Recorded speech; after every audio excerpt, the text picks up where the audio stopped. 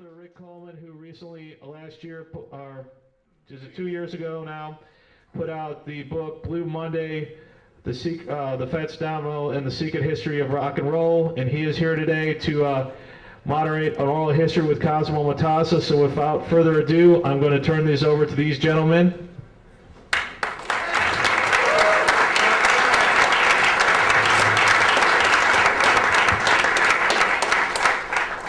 Thank you. Cosimo is one of, just a wonderful person. I've never had any trouble talking to him.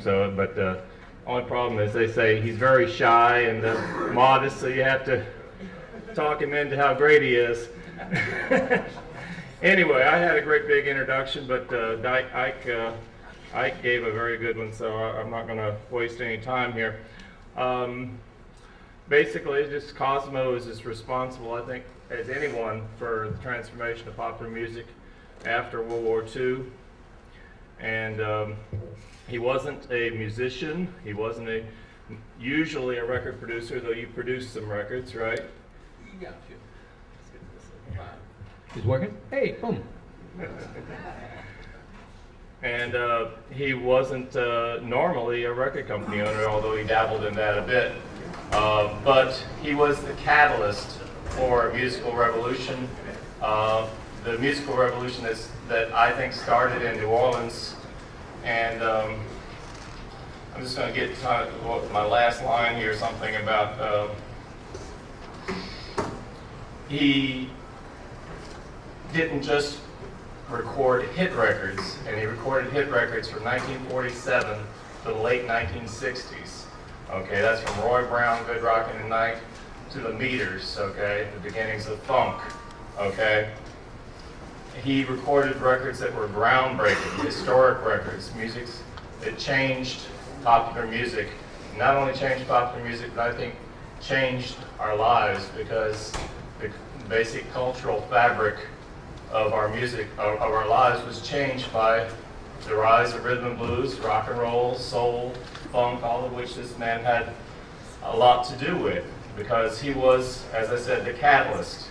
He helped he was the focal point for all of the music that was being recorded in New Orleans, and he exported that joyful spirit throughout the world. And one more time, Cosimo Matassa.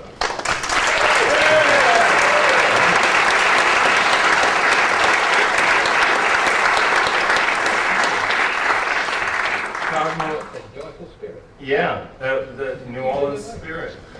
I had more, but I couldn't write it. Cosmo, I know people are curious how old you are, but You just made 82. Okay. Tell us about how your family came from Sicily and how they got started in America. He had the answer on the boat. Well, my father came over here at 15 from a little town in Sicily called Sheffield. And he came here. He made it a point when I was old enough to understand to explain why he came here. And it was because Italians were starving back where he came from. It was as simple as that. He came to the United States for the opportunity that was here, and it worked out great for him and for me. And my mother came from another city, larger city in Sicily, called Palermo. And she came over at the age of 2, so she probably didn't know what Italy was about.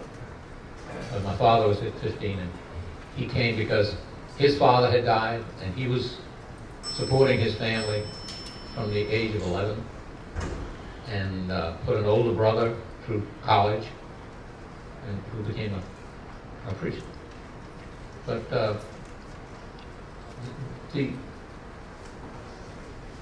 the thing that you need to know is that back then things were different. Number one, there was a couple of choice words they had for Italians back then, and you had to put up with it because there was no defense. So what you did was you took care of your own business and made sure that everybody understood that you knew what you were doing. And I've tried all my life to keep that going.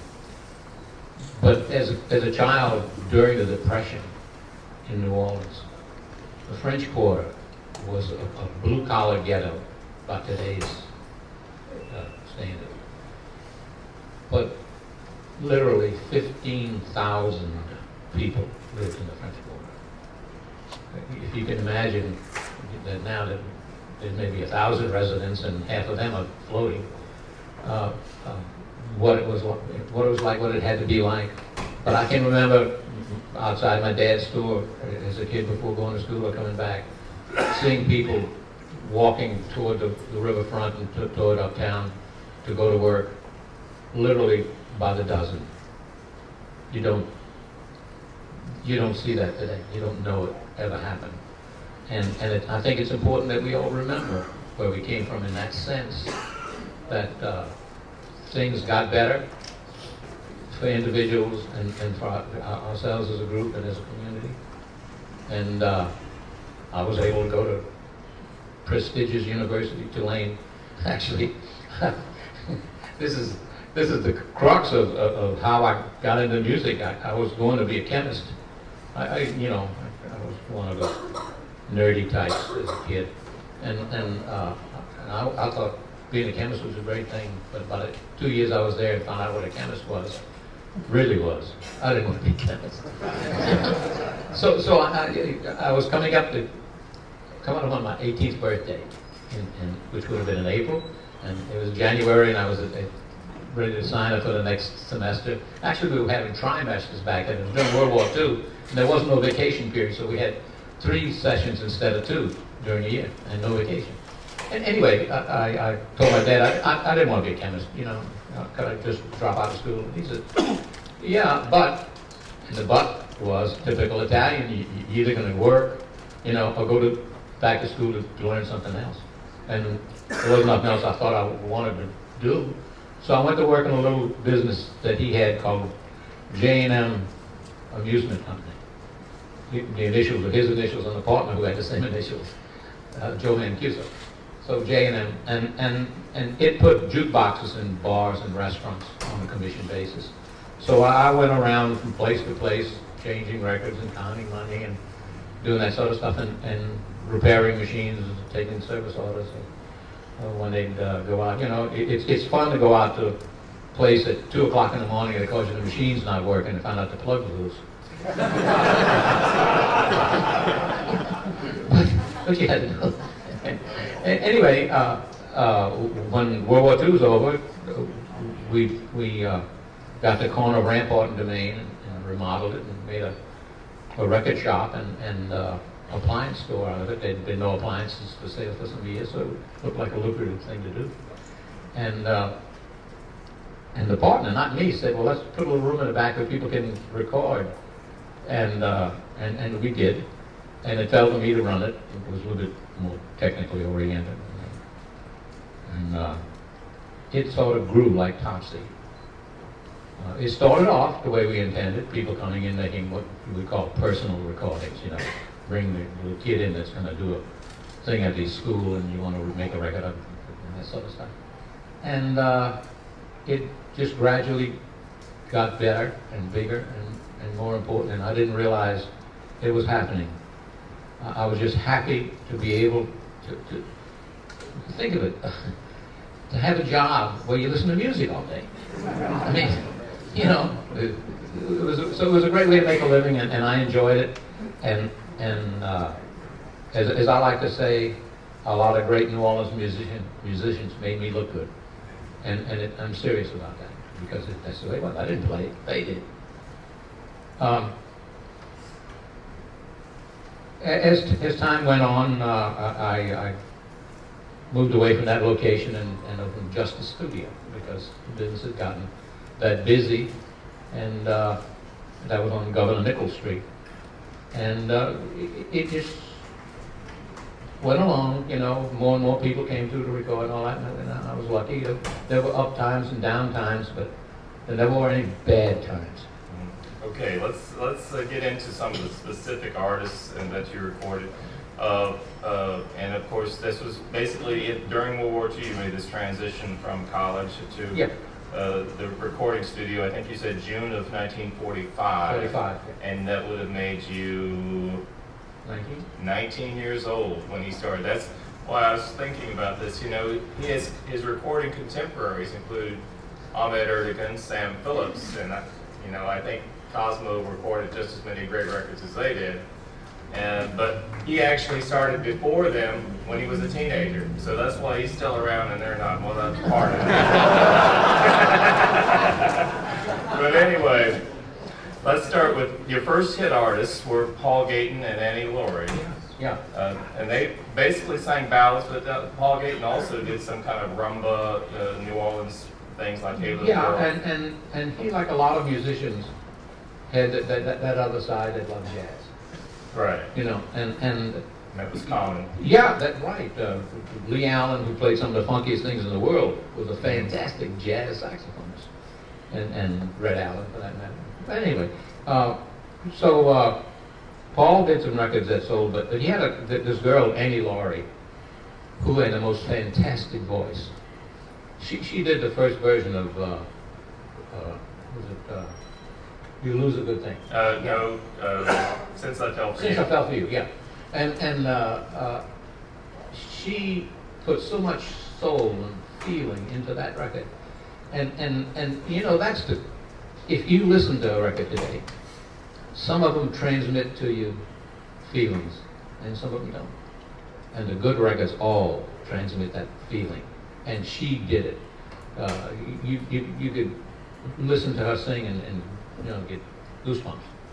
It was just fantastic, the emotion she could pour out and transmit. And I think all of the good ones do it that way. They do it because they're just naturally good. Paul Gayton was kind of your first real A&R man that kind of Yeah, right. He produced the other Paul artists record and others, yeah, and did it well. And yeah, he was a very popular band leader for a small combo. Yeah, he worked at a club on Jackson. Canal. Oh, no, but first he was at the Robin Hood. Yeah, right. Jackson Hood. Oh, well, back then there were a couple of really, well, three, I think, great black clubs that if you were lucky as a white person, you could get in, let you sit in or something. But they all had fabulous entertainment. Imagine in New Orleans, if you can, in the 1940s and 50s, a club that had a full chorus, a full, well, when I say full, 11, 12-piece band playing, had a master of ceremonies, a comedian, and featured great singers night after night after night. And there were three of them in New Orleans, all black clubs. What were the names of those?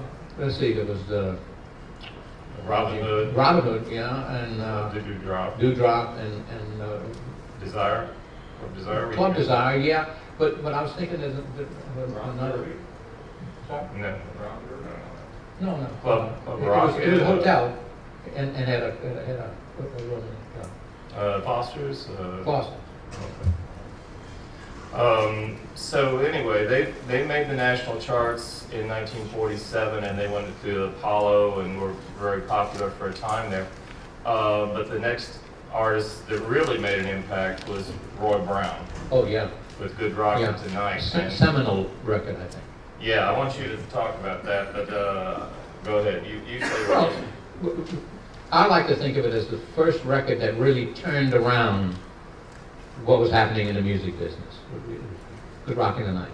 Now, the record itself is a combination of blues and gospel kind of combination that was unique for its time. That people were playing, but it wasn't a popular thing yet. And it literally turned music around because what it did was let that beat predominate. No matter what they were doing, no matter if it was two pieces of 20, that beat predominated. And in fact, there were a couple of outfits that had double percussion, two drummers, if you can imagine. But in any event, they did, the Roy Brown record, they did what it took to get national attention to that style. for that kind of stuff. And it just developed from that. And the other thing about Roy Brown was he had this incredible voice, Oh, yeah. crying gospel voice. Yeah. He was just shouting. is arguably, he was the one that really put that Right. into popular black Yeah, music. yeah. But he But you know, that influenced- had its basis in gospel.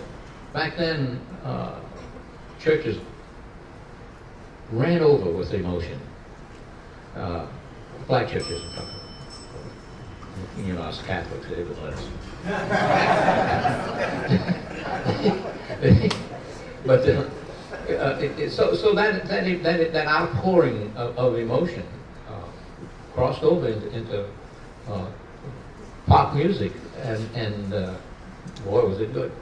Yeah, yeah. And I would argue that Good Rockin' Night, I mean, well, it's fairly acknowledged now that Good Rockin' Night was really the record that popularized the word rock in music. Yeah. And so he had this double-pronged attack where he was not only singing, or triple arguably, of singing in this hard gospel-fired bluesy style, which Dr. Daddio, who was a friend of ours, and Vernon Winslow, first black disc jockey in New Orleans, he said that record just tore up the nightclubs because it was such a controversial record because he was singing gospel style, but it was also singing about sex essentially, blues and the gospel combined, and so it was a controversy in the black community. But there's really only two universal themes: sex and money. And you put them in whatever order fits. But to deliver that feeling of that kind of emotion and to be willing to say those words. Now, that's another thing. They could talk about sex back then without saying any bad words, and did it well.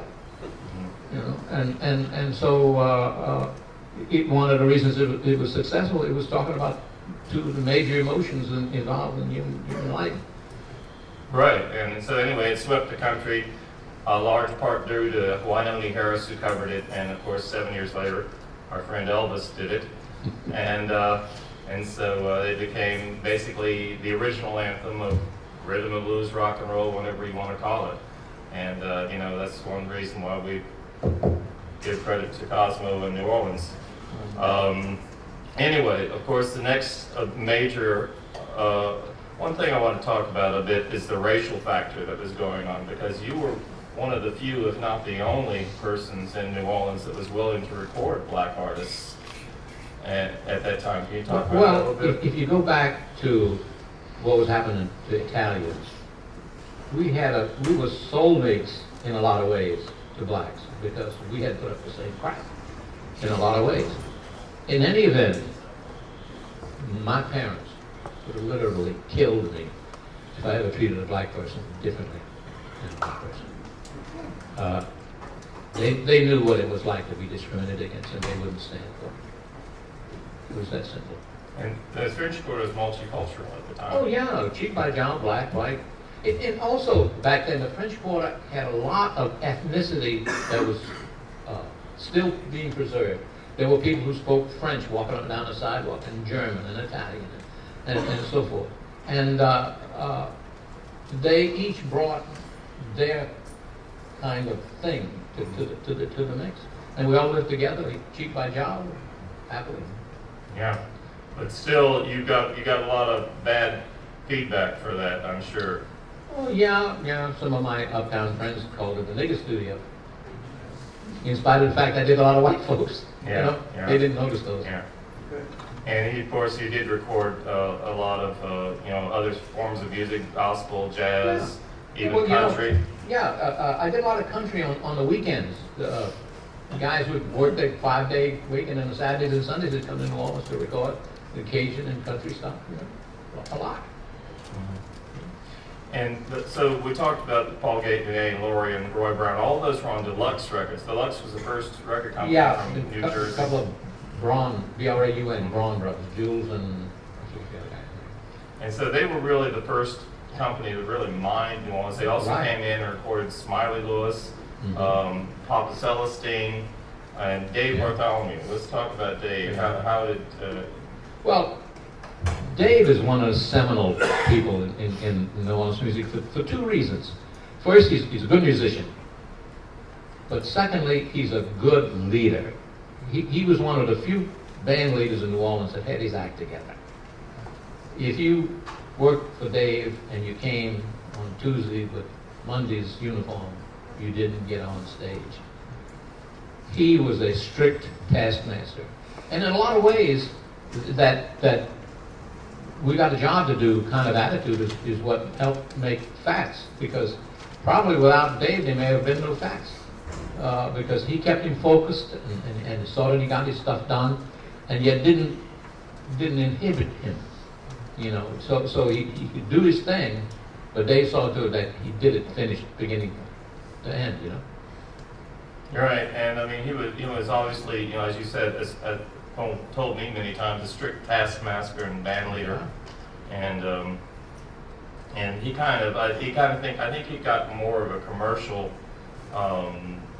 mindset for New Orleans in trying to put the records that would have a strong beat and, you know, really be up front. And I think you went right along with that, because you were always. I appreciated the fact that he knew we were there to do a job, you know, even though we were having a good time. Yeah, but you know. Tell him the story about how he always was getting you to record a heavier beat. I love that. Oh, my friend back there would appreciate this one. Smokey Johnson, drummer.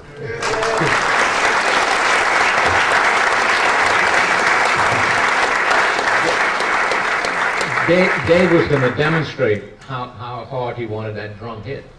So he goes over and he gets a stick from the drummer, and he hit. Well, he hit it so hard he went through the top head and the bottom head. He switched around, and he just, well, we had our laugh and got the drum fixed and went on. But I'll tell you, he let us know it had to be a hard beat. There was no way you were going to forget that little demonstration. And we should mention, I don't know if we mentioned it, but anyway, he said, the J&M Appliance and Music Store is still, the building still exists. It's now unfortunately a laundromat. However, we were able to make it into a landmark, and we have a nice plaque on the front. The owner of the building told me a few years ago that he found a drumstick in the wall, so maybe they were hitting it. But you know, his name. But go by there if you get a chance. Yeah. Rampart and Dumaine, right across from. I think the gentleman's name is Toledo, I think it is. Randy Lawman's the guy that owns it. Well, there's a new guy. Oh, okay. Yeah. Oh, okay. And he's taken all of the stuff he did and framed them. He's gone with the writing about the picture and the picture side by side and framed all around in the Yeah. It's fun to go. I was there yesterday for the first time in some time. Yeah. Back where the dryers are is where the studio was. Yeah. But we get an idea how small it was. But I got the photos of the musicians and had them framed and wrote up some stuff, so you can see that if you get a chance. Rampart Domain across from Armstrong Park. But anyway, you know, that was a historic place for many, many years. Rampart and Domain, and even Professor Longhair, who we need to talk about, in his song Mardi Gras New Orleans, he talked about, you go to New Orleans, you know, down on Rampart and Domain, and he specifically said that because he thought it was a hip place to go. And you know, I know Fats Domino, one of the first gigs he did was they used to meet there, and he said Roy Brown was supposed to pick him up, and he was mad because Fats had shown Roy up and by singing in the warm-up, because he was playing piano backing up Roy at that time, and Roy never showed up, so Fats and the band just kept waiting at the corner of Cosimo's studio, Rampart and Domain. But another thing I wanted to talk about, the racial thing, was that you actually started broadcasting the black artists from your studio when they couldn't broadcast from a lot of other places. What happened? Vernon Winslow originally wrote the pattern for a white disc jockey who did a black music thing, and when that guy and his successor both were gone, It's Papa Stoppa. Papa Stopper, yeah. They offered him the job to go on air as the announcer. And because it was in the Jung Hotel, they wanted him to go up the freight elevator since he was colored. So I thought, well, we're not going to let that happen. So I built a console in the studio, a little radio broadcast console. And for some months until they came to their senses, he broadcast from my studio because we weren't going to allow him to have to go up the freight elevator just because he was a black man.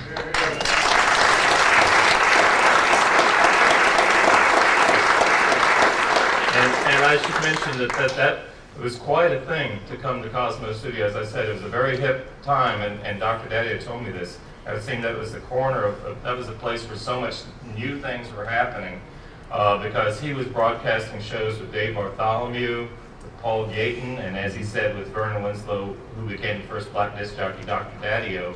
And he would have neighborhood kids would show up in his studio and watch these broadcasts. Well, that must have been a lot of fun, huh? Yeah. Well, the place was really, it was a place to hang out, kind of thing, and I welcomed it. Now and then I'd have somebody else doing recording for it that was a little picky, and they said, "I don't want anybody around, get rid of these folks." But generally speaking, they let them listen to the playbacks and talk to the musicians and walk in and out the studio and that sort of stuff. And it was like a big family. We had a good time. Let's talk about Professor Longhair a minute, Pete. Well, but Roy, I can call him Roy, sorry. Roy Bird. Roy Bird is his first real name. Is, if anything, a tragic story, because for maybe 15 years he worked as a porter in a downtown store and didn't play. He had gotten disenchanted. Nobody was really like they would today tell him how wonderful he is. But nobody was telling him, Roy, this is great and all that. So he had a very limited output for his whole life. He didn't really do a whole lot of stuff. And thank God, what's her name? Allison Minor? Yeah, Allison Minor rescued him, literally, and got him to playing and working again and recording and all. And so he did have some more stuff that he did after that long stretch. So let's talk about a little bit about his early years. What was it like recording him in the studio? Well, for one thing, he was used to kicking the upright piano, and we had a grand, so we got a plank and clamps and put a plank across the front legs of the piano, so because he had this kind of thing like this that he kept time, and it was affecting his playing, so we had to do something about it. We gave him something to kick. But he a natural talent again in New Orleans. We've been blessed with some. And he had this kind of Caribbean influence in the rhythms he played. But he played, it was not just Caribbean. He would play 2 and 3 rhythms in the same song, sometimes simultaneously. If you can imagine him being able to perform it, play it, and he did. He had big hands, which was a good thing. And so he had a good reach, good stretch, and his rhythmic style is and was unique even till today. There's no single person now. There are a couple of guys, Alan Toussaint maybe, and somebody like that can play the way he played and do it well. But most people can't and won't even try. Absolutely. And another great from this time was Smiley Lewis. What was he like in the studio? Fun. He always had this big smile, and when he worked clubs, that's like his name, Smiley. And it wasn't a mistake. And he was one of the first that with a long cord would go when he played in the club, go out in the crowd and play and sing out there with people and all that. But Smiley's life experience, I think, was sad in this sense, that he made a lot of great records, that other people made the fame and money with. At first it was because blacks didn't get much airplay, so a white artist could cover a record done by Smiley Lewis and get the airplay and the fame and the money and all that. Pat Boone, he made me hate white buck shoes. I tell you, he was so bad, and yet he was doing these great numbers and getting airplay and money. Right. Well, Smiley did, as you were pointing out, originals Blue Monday, One Night, and I Hear You Knockin', and yet people like that did. The big pop hits were done by other people. You got to tell the story of his amplifier. That's a great story. Okay. Well, amplifier or anything electrical either has to be very well insulated or very well grounded. Well, his amp was neither. So his guitar was literally hot. Well, all the mic stands in the studio were grounded. And one day, in the middle of everything, he touched the strings of his guitar to the mic stand, and there was this giant blue flash. and if it was possible, he turned white. I mean, it was, he was just stunned. It was just, and the strings, of course, it erupted into coils. But he weathered through it. We got him settled down, and he went back and played. But we also made sure he got his guitar and bass. Yeah. Let's talk a little bit about the difficulties that you had recording in those days. Of course, you were very primitive for the conditions that you started out with. I was never state of the art. I started off direct to disc, which had one great thing going for it, and that was they had to play from beginning to end. Today, guys get in their little garage studio and they play 5 notes, and they don't like the 4th one, so they change the 4th one. Nothing like that was even dreamed of, much less possible. So what you got was 2 things. First, they knew they were playing from beginning to end, and they were playing together. And to me, that was the best part of it. They were playing together. And there's something that happens when especially good musicians, play together. They feed off each other.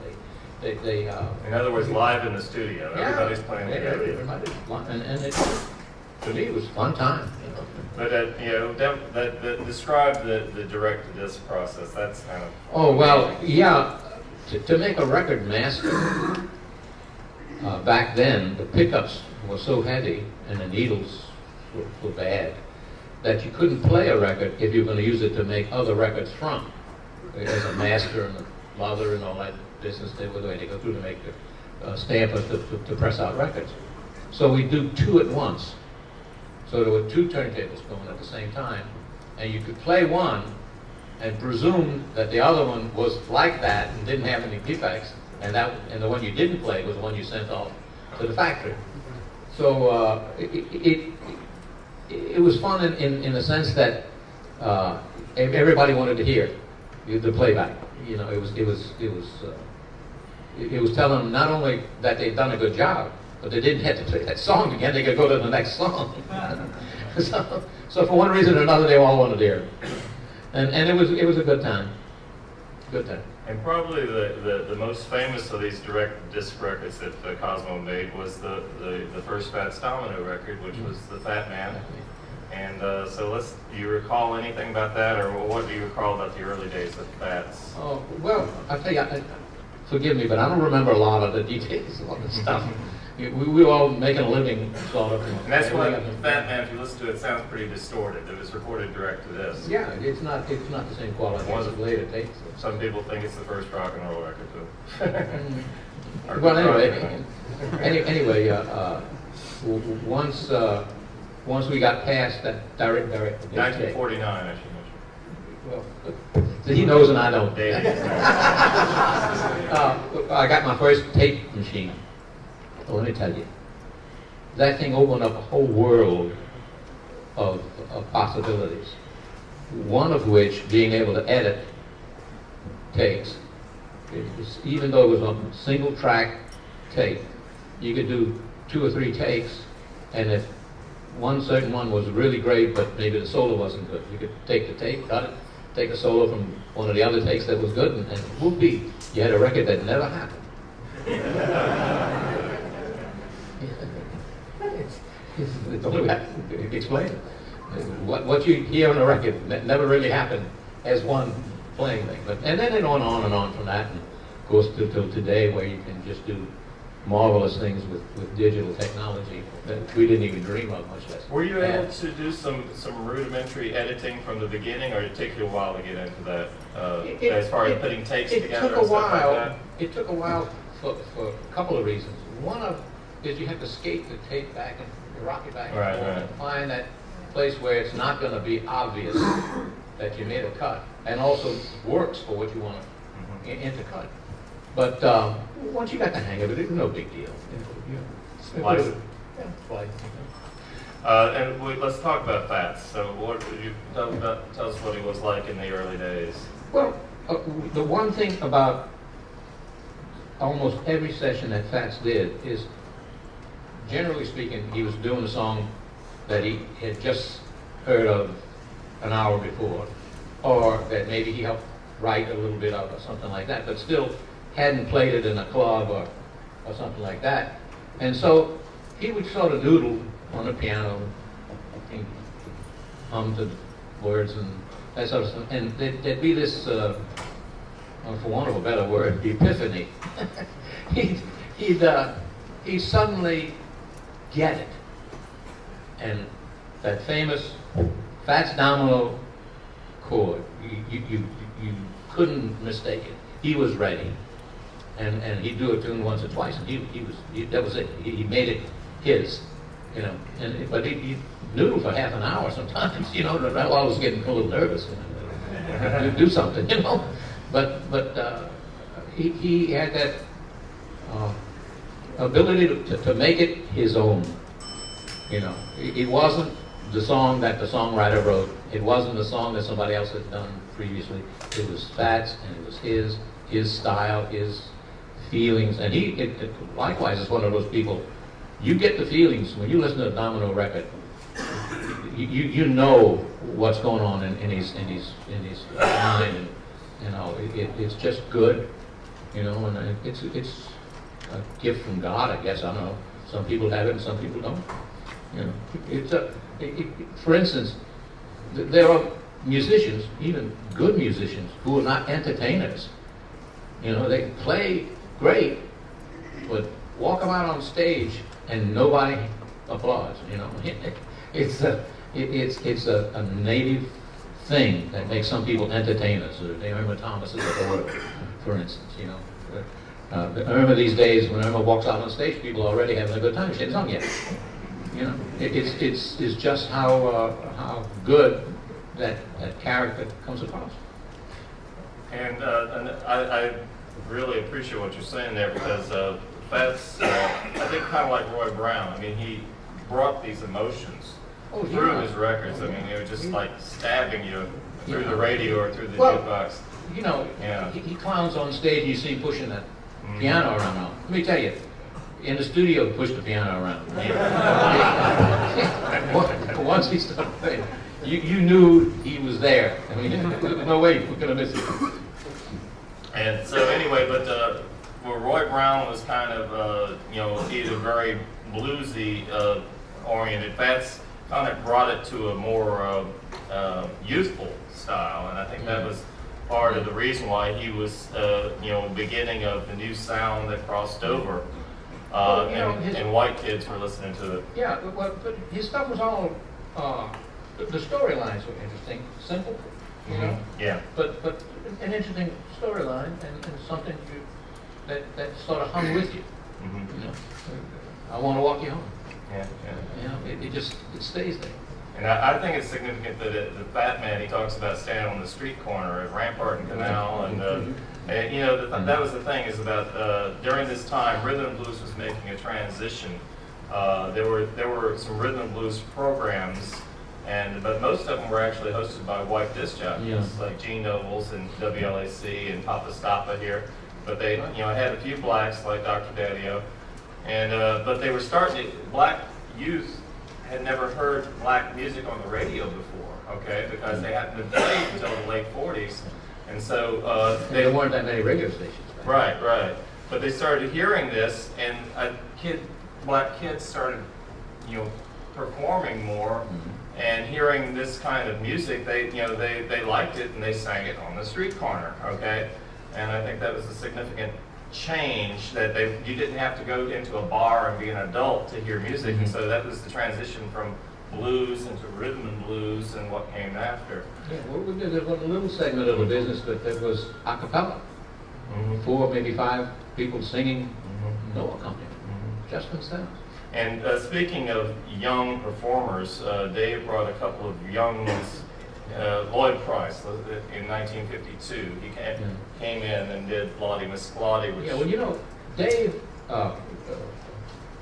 Dave brought him in because he thought he shouldn't be recorded, and nobody was recording. So it was actually Dave and then with me. We recorded Lottie Miss Lottie and then sold it to a record company. But, you had to do it to convince them this is something you ought to have. Well, yeah, it was actually kind of part of an audition with our group, and the famous story about that, of course, is that Fats sat in on it. Do you remember the details of that? No. Okay, well, but this is one of the classic scenes. I got to describe it. I hate to take it out of his mouth, but this classic scene of Cosmo's studio is that Dave was with our group, and our group, wasn't totally pleased with what was going on with Lloyd Price. Okay, and so they were recording, and but Fats Domino drove up in his Cadillac right in front, and he walked into the studio, and Dave Bartholomew and our group sees Fats Domino and said, "Wow, a big R&B star," and can we, Fats and Dave were split up at this time, and anyway, Dave asked Fats if he would sit in on piano, and sure enough, he sat in on piano, and that was, made a classic recording. And I think that was the forerunner of a lot of what became rock and roll, because it was kind of the Roy Brown shouting style and the heavy beat of Fats Domino and Dave Bartholomew combined, and which, if you speed that up, kind of becomes Little Richard, and intensify it. So we've got to close out, unfortunately, but there's so many artists that you recorded, and hopefully we'll get back and do part 2, because we really didn't do you justice. But anyway, next year, hopefully. Yeah. Oh, yeah. But anyway, Take it over.